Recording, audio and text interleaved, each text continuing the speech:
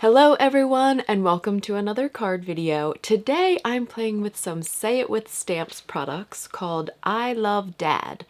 I'm going to be coloring with a stencil. Let me show you.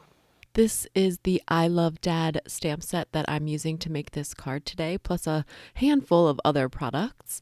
And although I'm using a ton of cool products, this one is the one that was the most interesting to me. I've never colored an image this way, not a lined critter image, so I'm excited. I'm starting with the A2 Starburst cover plate.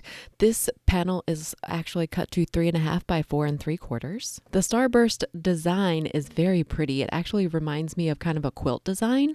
I'm just going to put it in the center of this cover plate and run it through my die cutting machine. You could absolutely use some embroidery floss to stitch on this background and dress it up a bit, but I love white space, so that's what I'm going to use it as, a tone-on-tone white space for my background. I needed to cut an aperture for my bears to be looking up into the sky, kind of like a telescope maybe, I don't know.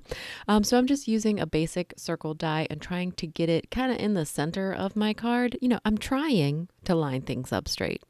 I do try, sometimes. So I'm using the exact same piece of tape that I just used and running it through my die cutting machine once again to create a hole in the front of my card. I'm going to do some ink blending. This is a piece of heavyweight white cardstock, the same stuff that I just used.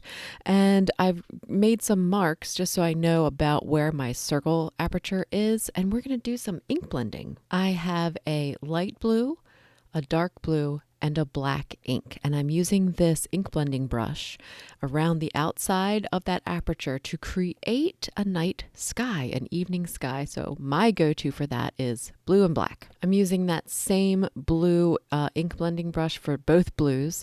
In between ink colors, I might brush it off onto a microfiber towel to clean it, but other than that, that is the only thing I do in between colors. To apply this color, I just literally just go around and around and around until my shoulder is sore. At this point, I wanted to bring in that dark black ink, so I'm taking it around the outside edge of this card panel just so that it can kind of peek into the aperture, into that hole in the front panel. Now, the entire time that I'm ink blending this background, I'm keeping in mind that the only thing that's going to be seen is this, kind of hole in the center. I go back through the colors several times. I don't even keep track of how many times I go back and forth, but I just go in through the blues and around in the black and try to keep those colors concentrated in the darker colors on the outside and the lighter colors in the center. Every once in a while, I will bring my little hole, my aperture panel over to where I'm working just to see how it kind of looks through the hole. Once I feel like we've achieved a night sky, I'll stop. Either that or my shoulder hurts and I'm done. I've brought in a small silicone mat. I'm going to tape this panel down to the silicone mat just so I can contain my mess. It doesn't need to be super tacky. In fact, I prefer a low tack tape. This is the Say It With Stamps Shooting Star stencil, and I'm just arranging it here in my path so that it looks cool. I'm going to use some white texture paste, and I just want to be able to see as many stars through the aperture as possible. Again, I'm taking some low tack tape to just keep that stencil in place while I'm using the medium. I have basic Blick white modeling paste. You can tint this with ink.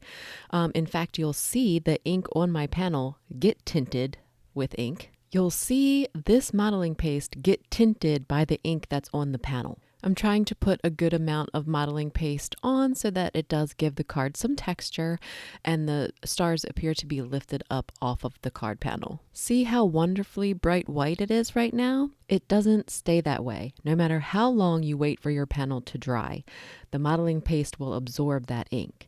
Right now, I'm spraying the background with shimmer spritz, 2 different types of shimmer spritz to give it that glitter effect. I'm stamping the bear images on that same heavyweight white cardstock using the same black ink that I used before. This time I used my Misty just in case I needed to restamp.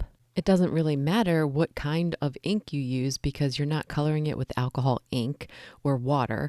You're just using more ink. To do this, I taped my paper down just so that it didn't move around, and then I lined up this stencil with the image that I'm currently coloring, recycling that same low-tack tape as before for this part of the project. I decided to use sponge daubers because I have one sponge dauber for every ink pad that I own, so that's why I'm using it. It was ease of use. However you like to apply ink in this manner, that's what you use. It's a small image, so you wouldn't need a huge blending brush. Something small would do the trick. I'm using two browns, a darker brown and a lighter brown, starting with the darker brown around the outside of the image to give the image some depth, some shadow, and then blending in that lighter brown. This was my first time coloring an image this way, in this fashion, using a stencil to color my bear.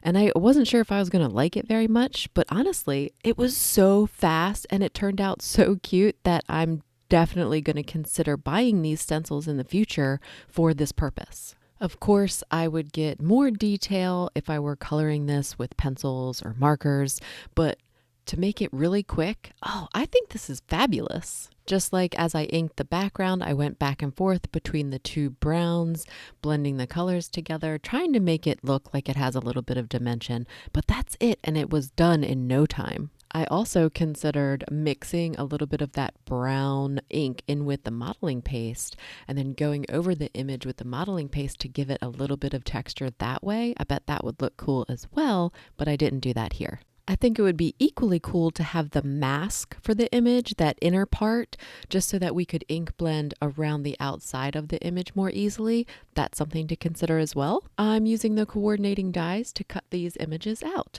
I don't know. I may not have been able to color this any better with using another medium. This looks really good. I have an obsession with hand-drawn stars.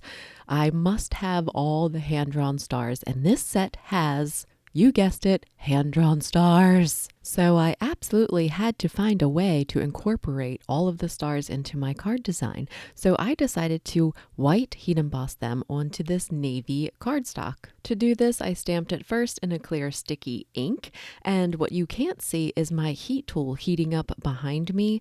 So I will take it to my heat tool and then magic! The film magic. It's already heat embossed. There are coordinating dies for all of the images in the I Love Dad stamp set. I love the hand-drawn stars. If you love hand-drawn stars, let me know in the comments. Give hand-drawn stars some love in the comments. So while I was heat embossing, I decided that I was going to heat emboss my sub-sentiment as well. It's going to say, wish upon a star. I wonder where I got that from. It's actually from the Say It With Stamps wish sentiments. And these are the Say It With Stamps strips. I haven't brought myself to cut them apart yet. I lose things sometimes, so sometimes it's better for me to just keep it as one, and then I might not lose it. Worst case scenario is I have extra blue strips. I don't see a downside here. It's the very best way to make sure your sentiment strip isn't wonky. So if the strip fits, use it. This is the wish sentiments and the die that coordinates with it. We're going to use this die. It has a shadow, like a back shadow, and then a front word die. I cut the word die from that same heavyweight white cardstock multiple times. 4 times to be exact, and saving the tittle of the eye every time. The shadow of that word die is being cut from the navy cardstock to give it a little bit of contrast. Once everything was cut out, I used liquid adhesive to adhere all of my layers for the word die together. It makes it like a chipboard piece, and I just think it looks really nice on the card. It doesn't take a whole lot of effort to layer these together, and I think it makes a huge impact. Now, I know what you're thinking. The top of the eye, right? I know.